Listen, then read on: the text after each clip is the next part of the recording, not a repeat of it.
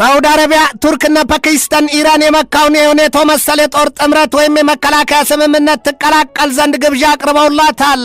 የቱርክ ግዙፍ የቃጫኝ ዓለም የካርጎ አውሮፕላኖች ደግሞ ያለፋታ ረፍት ወደ ፓኪስታን መመላለሳቸው ጥያቄን ፈጥሯል። ያውም ቱርክ በእነዚህ አውሮፕላኖቿ አጭቃ ለፓኪስታን የሰው አልባ የጦር አውሮፕላኖቿን ልካለች የሚል መረጃም ወጥቷል። የቱርኩ ፕሬዚደንት ረሲብ ታይብ ኤርዶሃን በበኩላቸው ለአሜሪካው ፕሬዚደንት ዶናልድ ትራምፕ ይህንን ሲሉ መልእክት ልከውባቸዋል። እስራኤልን ያቁሟት አሊያም ሀይ ይበሏት፣ ያለበለዚያ ጦርነት የምንፈራ አይደለንም ብለዋቸዋል። በእስራኤልና በቱርክ መካከል ውጥረቱ መካረሩ ሲነገር አሜሪካ ታደርገው እንደቸገራት ተገልጧል። ይህንኑ ርዕሰ ጉዳይ ለዓለም አቀፉ ትንታኔ ዘገባችን መርጠን አሰናድተነዋል።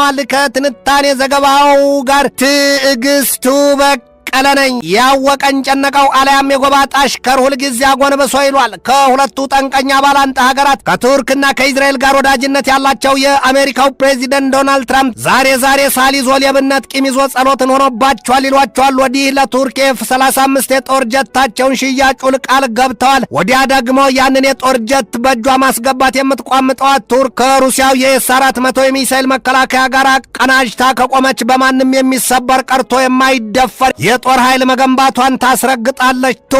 ቱርክ የምዕራባውያኑ የጦር ጥምረት አሊያም ኖርዝ አትላንቲክ ትሪቲ ኦርጋናይዜሽን በምህጻረ ቃሉም ኔቶ አባል ሀገርም ናት። በሰው አልባ የጦር አውሮፕላን አሊያም በድሮን ቴክኖሎጂም ቢሆን በመላው ዓለም የቀዳሚነቱን ስፍራ እንደያዘች ይነገርላታል። ወዲህ ግን ቱርክ ከእስራኤል ጋር አይንና ናጫን ያለበለዚያም እሳትና ጭድ ሆነዋል ነው የሚባለው። አሁን ታዲያ ትልቁ ጥያቄ በእስራኤልና በቱርክ መካከል ከተካረረ ውጥረት አንጻር ጦርነት ቢከፈት የአሜሪካ አቋም ምን ሊሆን ይችላል የሚለው ጉዳይ ነው። እንደ ማጥራው እንዳይበላ ግፋው ይሏል። ትራምፕ በኔታንያሁና በኤርዶሃን መካከል ለተካረረው የቃላት ጦርነት ይሰጡት መፍትሄም ቸግሯቸዋል። ሰውየው ለኤርዶሃን ያንን ማዕተኛና መቅሰፍተኛ የጦር አውሮፕላናቸውን F-35 የሚሸጡላቸው ከሆነ ለኔታንያሁ እጄን በጄ ይሉትን ያደርግባቸዋል። ወዳጃቸውን እስራኤልን በቱርክ እጅ ሊቀብሯት ነው። ከእስራኤል ጋር ወግነው ለአሁኑ ቱርክን አስጠነቅቋት ካፍ የወጣ አፋፍን ሆኖባቸዋልና የሁለቱም ጉዳይ ሲያዝሉት የሚናከስ ሲያወርዱት የሚያለቅ ሲሉትን ሆኖባቸዋል።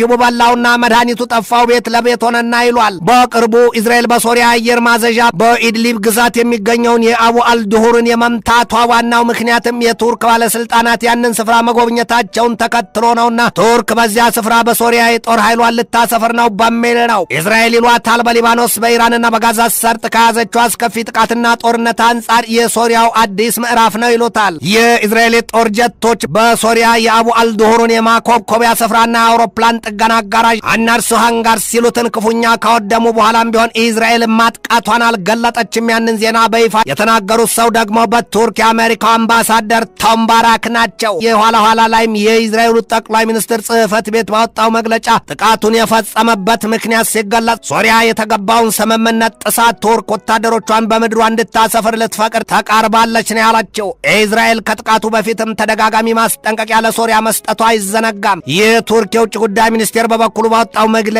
የእስራኤልን ውንጀላ መሰረተ ቢስ ሲል ወርፎ እስራኤል በአጎራባቾቹ ሀገራት ላይ የያዘችውን ተደጋጋሚ ጥቃትም በጽኑ አውግዞታል። ሶሪያ በበኩሏ ቱርክ በሶሪያ ወታደሮቿን ለማስፈር የተያዘ ዕቅድ እንደሌለ ደጋግማ ነግራለች ነው የተባለው። የቱርክ ባለስልጣናት በዚያ የሶሪያ ጉብኝታቸውም ቢሆን ለመልሶ ግንባታ መሆኑ እንጂ የቱርክን ወታደሮች ለማስፈር የተሰላ ቀመር የለም ነው ያለችው። አሁን በእስራኤልና በቱርክ መካከል ውጥረቱ ክፉኛ መካረሩን ተከትሎም የእስራኤል የቀድሞ ሹማምንት በጠቅላይ ሚኒስትራቸው ቤንያሚን ኔታንያሁ ላይ ክፉኛ ወርደውባቸዋል። ከነዚያ እስራኤላውያኑ የቀድሞ ሹማምንት መካከልም ደግሞ የቀድሞው የሀገሪቱ የመከላከያ ሚኒስትር ሞሼ ያአሎን፣ የቀድሞው ጠቅላይ ሚኒስትር ኢሁድ ባራክና የተቃዋሚ ፓርቲ መሪው ያኢር ጎላን ሲጠቀሱ በተለይም ኢሁድ ባራክ አሏቸው ኔታንያሁን ከቱርክ ጋር ግጭት ይፈጠር ዘንድ ሆን ብሎ የሚበጠብጥ ሲሉ ወርፈዋቸዋል። ኔታንያሁን ሲገልጧቸውም ኢሁድ ባራክ እንዲህ ነው ያሉት፣ ሬክለስ ኤንድ ስቱፒድ ሲሉ ከንፈራቸውን ነክሰዋል። አንጀት ሲያሪም ፈጨፈጫል ይሏል። ኔታንያሁ በሀገር ቤት ፎክረው በያዙት የጋዛ ሰርጥ የሚሆን በኢራን ወዲያም በሊባኖስ የህዝቦላ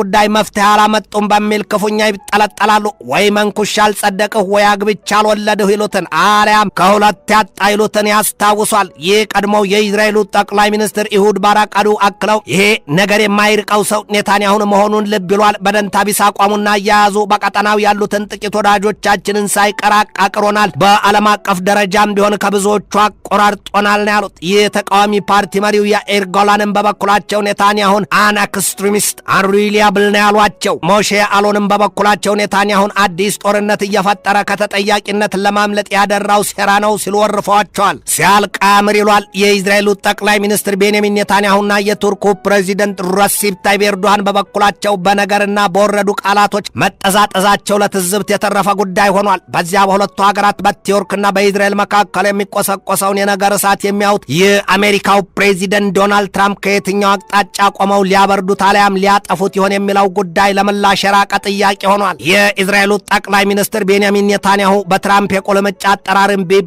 ከአሜሪካው ፕሬዚደንት ዶናልድ ትራምፕ ጋር ሊያግባቧቸው ካልቻሉ በርካቶቹ ነጥቦች መካከልም ኔታንያሁ ከሊባኖስ ጦራቸውን ያስወጡ ዘንድ ትራምፕ ደጋግመው ቢነግሯቸውም ትዕዛዛቸውን አልተቀበሉም፣ አልፈጸሙም። ከሊባኖስ ጋር የተደረሰውንም የተኩስ አቁም ስምምነት ቢሆን በተደጋጋሚ ጥሰውታል የሚባለው እንዲሁም ትራምፕ በጋዛ ሰርጥ የባጁለትን የተኩስ አቁምና የሰላም ቦርድ ጉዳይ ኔታንያሁን ከቁባም አልጣፉት ይሏቸዋል። ዛሬ ደግሞ በሶሪያ ምድር ዘልቀው የሶሪያን አየር ማዘዣ ሰፈር ክፉኛ ደብድበውታል። ታዲያ ያ ሁሉ ነገር በኔታንያሁና በትራምፕ በሁለት ወዳጆች መካከል ያለውን ክፍተት ወለል አድርጎ የሚያሳይ ነው ተብሎለታል። ዛሬ ደግሞ ይኸው ሁለቱ የትራምፕ ወዳጆች ነገር ግን በከፋ ባላንጣነት የቆሙት እስራኤልና ቱርክ ወደ ለየለት አዝማሚያ እያመሩ ነውና ይህ ትራምፕ ልብ ለማን አድልቶ ምን ሊያስወስናቸው ይችላል የሚል ጥያቄን አስነስቷል። ኔታንያሁና አጋር አባሮቻቸው በሙሉ ለምርጫ ዘመቻቸው ይጠቅማቸው ይመስል የጸረ ቱርክ ዘመቻ ይዘዋል ይሏቸዋል። ቢሆንም ግን የኔታንያሁ ፓርቲ ሊኩድና ጣማሪው በሀገሪቱ ፓርላማ አመዛኙን መቀመጫ ለመቆጣጠር የሚያስችላቸውን ድምፅ ማግኘት አላስቻላቸው ነው የሚባለው። ኔታንያሁ በኢራን ላይ የያዙትን ጥቃት በትራምፕ ብርቱና ተደጋጋሚ ትዕዛዝ ካቆሙ በኋላ በቱርክ ላይ ደግሞ የጸረ ቱርክ ዘመቻ ይዘዋል ይሏቸዋል። ወዲህም ጠቅላይ ሚኒስትሩ ቤንያሚን ኔታንያሁ በሀገር ቤት በከፋ የሙስና ቅሌት ክስ ተመስርቶባቸው ስማቸው ሲብጠለጠልና ከተጠያቂነትም እንደማያመልጡ ሲነገራቸው፣ ወዳጃቸው ትራምፕ ደግሞ ኔታንያሁን በይቅርታ አለፏቸው በሚል ተደጋጋሚ ሀሳባቸውን ለሀገሪቱ ፕሬዚደንት አይዛክ ሄርዞግ ማቅረባቸውም አይዘነጋም። ኔታንያሁ በእስራኤል ታሪክም ቢሆን በስልጣን ላይ ያሉ ፍርድ ቤት ተከሰው የቆሙ የመጀመሪያው ጠቅላይ ሚኒስትርም ናቸው። ሰውየውን ይሏቸዋል ስልጣናቸውን ለማስቀጠል ሲሉ ድፍን የመካከለኛው ምስራቅ ቀጠና ከእሳት ላይ የጣዱና ከ73,000 በላይ ንጹሐን ፍልስጤማውያንን ያስጨፈጨፉ በሚል ይከሷቸዋል። ለዚያም ደግሞ የዓለም አቀፉ የወንጀለኞች ፍርድ ቤት አይሲሲ ወይም ኢንተርናሽናል ክሪሚናል ኮርት በጋዛ ሰርጥ ለፈጸሙት የዘር ማጥፋት ወንጀል ሲል ኔታንያሁ ላይ የእስራት ማዘዣ ቆርጦባቸዋል። ያውም በህዳር 21 2024 የአውሮፓኑ መሆኑን ልብ ይሏል። ኔታንያሁ ግን በጋዛ ሰርጥም ያለውን ዘመቻቸውን አላቆሙም። ይባስ ሲሉም በቀጠናው በርካታ ሀገራት ላይ ጥቃት ከፍተዋል ይሏቸዋል። ኔታንያሁ በሊባኖስ ላይ 2 ጊዜ ጦርነት አውጀዋል። አንደኛው በአውሮፓኑ አቆጣጠር በ2024 ሲሆን ሁለተኛው ደግሞ በአውሮፓኑ አቆጣጠር በ2026 መሆኑን ልብ ይሏል። ኔታንያሁ በኢራንም ላይ 2 ጊዜ ጦርነት ማወጃቸው ሲገለጥ በ2025 እና በ2026 ሲል የወጣው መረጃ ያስረግጣል። ኔታንያሁ በየመንና በኳታርም ላይ ብርቱ ጥቃት መፈጸማቸውን ያሳዩባቸዋል። የእስራኤሉ ጠቅላይ ሚኒስትር ቤንያሚን ኔታንያሁ በኢራን የገቡበትን ጦርነትም ቢሆን ያለ ስኬት ቀርተዋል ሲሉ የቀድሞው የእስራኤሉ ጠቅላይ ሚኒስትር ያኢር ላፒድም ክፉኛ ተችተዋቸዋል። ኔታንያሁ በኢራን በገቡበት ጦርነት ጠንካራ ሰው ተብለው ሲወደሱ እንዳልነበረም የኋላ ኋላ ላይ በአሜሪካ ጫና ጦርነቱን ማቆማቸውን ተከትሎ ከሀገር ቤት እስከ ውጭው ዓለም በደካማነት አስፈርጇቸዋል። የእስራኤሉ ጠቅላይ ሚኒስትር ቤንያሚን ኔታንያሁ አሁን ደግሞ ከቱርክ ጋር ነገር ተጫጭረውና ተካረው ወደ ጦርነት የሚገቡ ከሆነ በዚያ ቀጠና እስራኤልን አንድም ታዛቢ ያሳጥተዋታልና ለከፋ አደጋ ይዳርጓታል ነው የሚባለው። ይህ ባንዴ እንዳለም በቅርቡ የሶስትዮሽ አሊያም የኔቶን መሰል የመከላከያ ጥምረት የመሰረቱትና የተፈራረሙት ሳውዲ አረቢያ፣ ቱርክና ፓኪስታን ኢራንን አዲስ በመሰረቱት የጦር ኪዳን ጥምረታቸው ትቀላቀል ዘንድ ግብዣ አቅርበውላታል። በኢራን ፓርላማ የዜና ተቋሙ ካነህ መላት ዋና ኃላፊው ማህዲ ራሂም እንደገለጡት ኢራን የሶስቱን ሀገራት ግብዣ ተቀብላለች ነው ያሉት። ይህ ስምምነቱን ዝርዝር ነገር እያጤነችው ነው ብለዋል። ይሄን ነው መሸሽ ይሏል ራሂም ያሉ በሰጡት ማብራሪያ በቀጠናው ያሉ ሀገራት በሙሉ የጸጥታ ጥላና ከላላ ዋስትና ይሻል።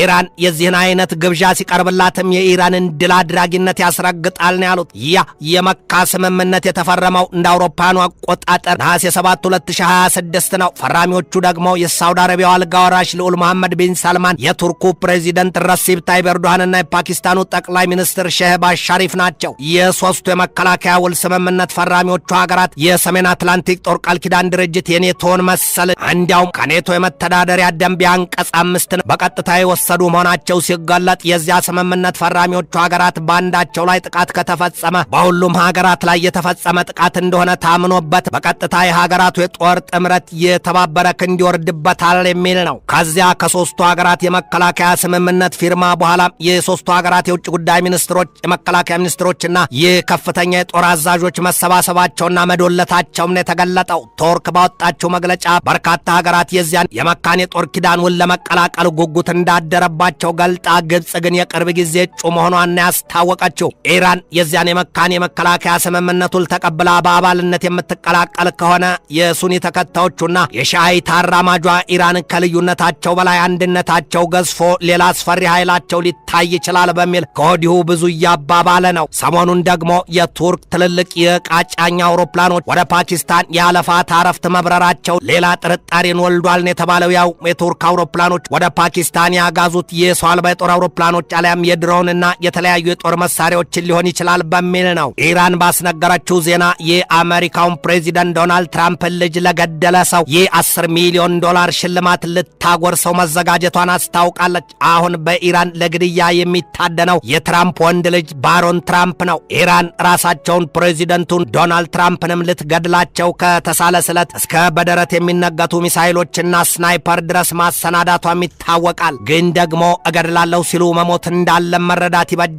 የትራምፕ ቤተሰቦች እንዳብነትም ምሽታቸው ቀዳማዊቷ እመቤት ወይዘሮ ሜላኒያ ትራምፕና የትራምፕ ወንድና ሴት ልጆቻቸው ለኢራን የግድያ ኢላማ የረብጣ ሚሊዮን ዶላር ሽልማት የቀረቡ ጣዎች ሆነዋል ይሏቸዋል። የፕሬዚደንቱ ቤተሰቦች ደግሞ ሜላኒያ ትራምፕን የሚያጋልጣት ደካማ ጎና አላት ሲል ዘገባው ለፋሽን ያላት ብርቱ ፍቅር የኒውዮርክን የፋሽን መደብሮች በተደጋጋሚ መጎብኘቷ በነጻነት ታጋዮቹ እጅ በቀላሉ ሴትዮዋ እንድትሰዋ ያጋልጣታል ነው ያለው። በሬ ሆይ ሳሩን አየህና ገደሉን ሳታይ ይሏል። አሊያም መብላቷን አላወቀች እጇን ታጠበች ይሏል። ኢራን የለቀቀችው የምስል መልእክትም ይህንን ይላል። This is just a beginning. ባሮን ትራምፕ wait for us. አየየ ነው እንጂ ምን ዓለም ተገኝቶ በሰማይ አውሮፕላን በምድር ታንክ ገብቶ ይሄ ጫፉ ነው ስሩ ገና መቼ ይሏል። አሜሪካና እስራኤል በመሪዎቻቸው ብቻ ዶልተው የገቡበት የኢራን ጦርነት መዘዙ ለድፍን ዓለም ተርፎ የቀበጡለት ሞት አይገኝምን አሊያም ሲሮጡ የታጠቁት ሲሮጡ ይፈታልን አድርጓቸዋል ይሏቸዋል። ትንታኔ ዘገባውን ስናዘጋጅ በዋቢነት ዴይሊ ሳባን፣ ሞርኒንግ ስታርን፣ ኢንዲያ ቱዴይን፣ ዩሮኒውስን፣ የትኪን ሪፖርትን፣ ታርኪሽ ሚኑትን፣ ቲአርቲ ወርልድን፣ አልማያዲንን፣ ዋሽንግተን ኤግዛማይነርን፣ ፎክስ ኒውስን፣ ሜል ኦንላይንን፣ ማላይ ሜይልን፣ ኒውዮርክ ፖስትን፣ ዋሽንግተን ፖስትና ጄሩሳሌም ፖስትን ተጠቅመናል።